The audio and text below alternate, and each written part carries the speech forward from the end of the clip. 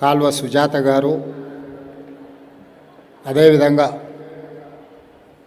ఆర్యవైశ్య మిత్రబృందం ఒక మంచి కార్యక్రమాన్ని ఏర్పాటు చేసి నాతో పాటుగా ఆంధ్రప్రదేశ్ మంత్రివర్యులు టీజీ భరత్ గుప్తాను ఇక్కడికి ఆహ్వానించి,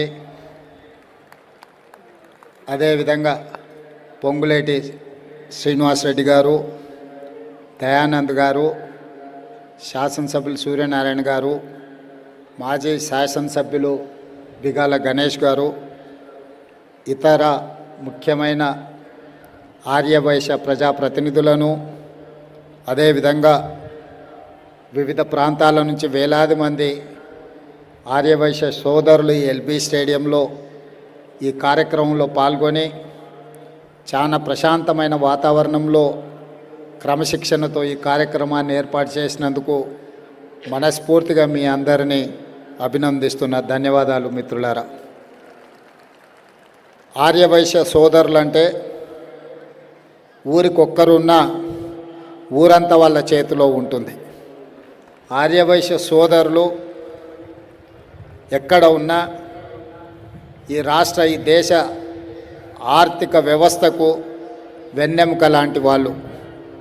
ఎవరికి ఏ కష్టం వచ్చినా, ఎవరికి ఏ ఆపద వచ్చినా గ్రామీణ ప్రాంతాలలో ముఖ్యంగా రైతులకు, వ్యవసాయ కూలీలకు నమ్మకంతో అప్పిచ్చి మళ్ళీ వాళ్ళు ఇచ్చినప్పుడు తీసుకునే ఆర్యవైశ్య సమాజము ఈరోజు తెలంగాణ నిర్మాణంలో అత్యంత కీలక పాత్ర పోషిస్తున్నారు.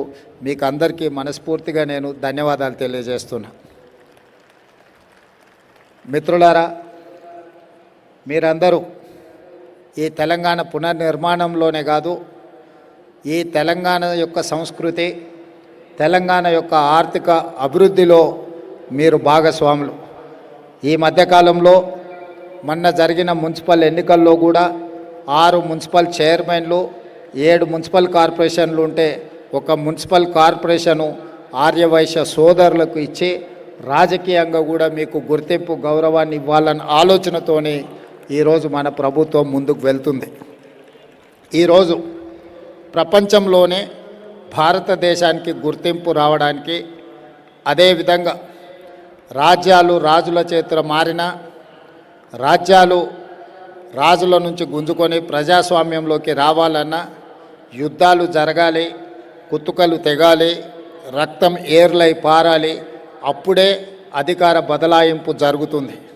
కానీ అఖండ భారతదేశంలో మహాత్మా గాంధీ గారు శాంతియుతంగా అహింసతో ఒక యుద్ధాన్నే గెలవచ్చు అని చెప్పి ప్రపంచానికి కొత్త దారి చూపించిన గొప్ప తత్వవేత్త మహాత్మా గాంధీ గారు. వారు మీ జాతిలో పుట్టడము మీకే కాదు, భారత జాతికే ఒక గొప్ప గర్వకారణం. ప్రపంచంలో ఏ దేశంలో అయినా అధికార మార్పిడి, అధికార బదలాయింపు హింస ద్వారానే జరిగింది. కానీ ఒక్క భారతదేశంలోనే రవి అస్తమించని సామ్రాజ్యం ఉన్న బ్రిటిషర్స్ని దేశం నుంచి తరిమేయడానికి వారి ఆలోచన, వారి త్యాగము, వారు తీసుకున్న విధానం అహింసతోనే, సహాయ నిరాకరణతోటి, ఉప్పు సత్యాగ్రహంతో ఈ దేశానికి విముక్తి కలిగించి ప్రపంచంలో యుద్ధాన్ని అహింస ద్వారానే సాధించవచ్చు, ఒక రాజ్యానికి, ఒక దేశానికి స్వతంత్రాన్ని ఇవ్వచ్చు అని ఆనాడు మహాత్మా గాంధీ గారు మన ప్రపంచానికి ఒక నూతన విధానాన్ని మనందరికీ పరిచయం చేయడం జరిగింది.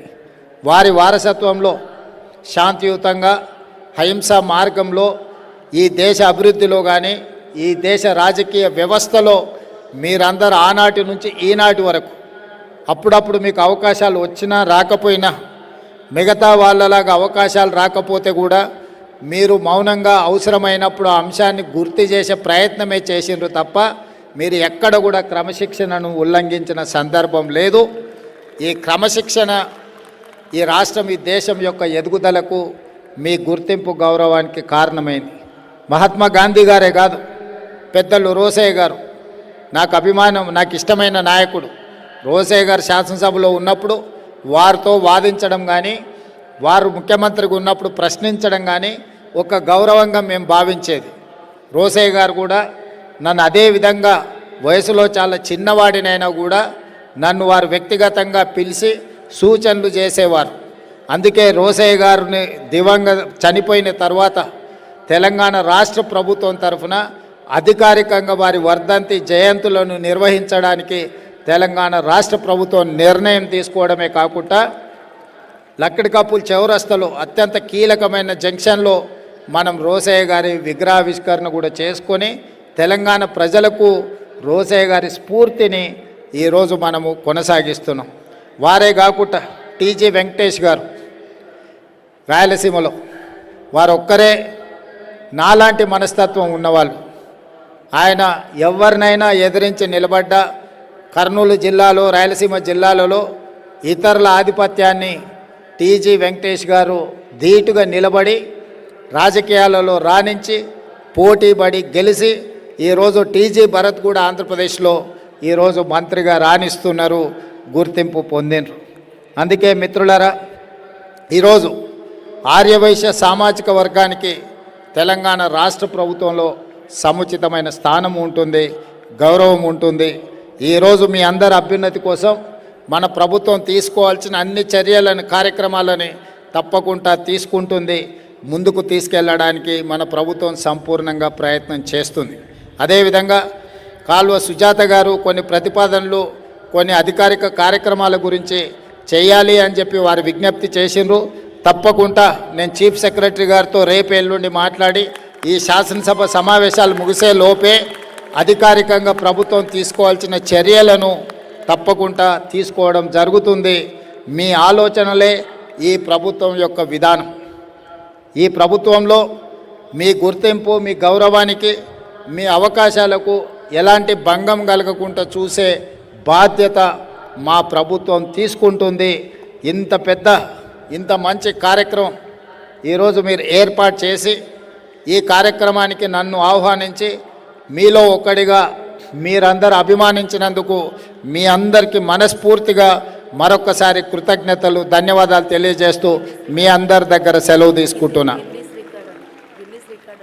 మా సుజాత గారు చెప్తున్నారు ఇది గిన్నిస్ బుక్ రికార్డ్స్ అని. గిన్నిస్ బుక్లో మీరు చేరినందుకు మిమ్మల్ని అందరినీ మనస్ఫూర్తిగా అభినందిస్తున్నాను.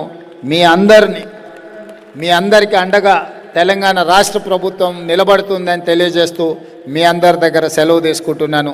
ధన్యవాదాలు మిత్రులారా.